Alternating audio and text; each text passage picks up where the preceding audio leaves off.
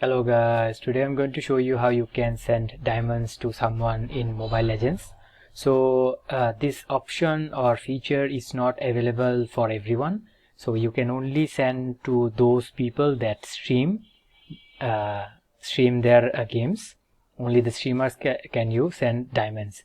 If you want to send gifts, you can choose any of your friends. It won't have to be a streamer. Like, let me show you first. So this is a friend of mine.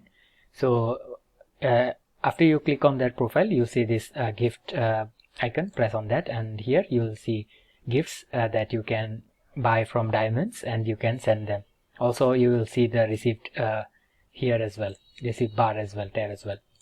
So to send diamonds, what you have to do is your friend has to be a streamer. So right now let me go to the friend that is streaming. So this person is a streamer. So after clicking on it, you will have to go to their profile. So after you go to their profile, you'll see this option live stream. So go to there and press watch, and after pressing watch, you'll see this gift icon at the very bottom, and then press on it, and you'll see this diamond option at the bottom. So there is a plus icon beside it, so press on that, and then you can buy them diamonds with money.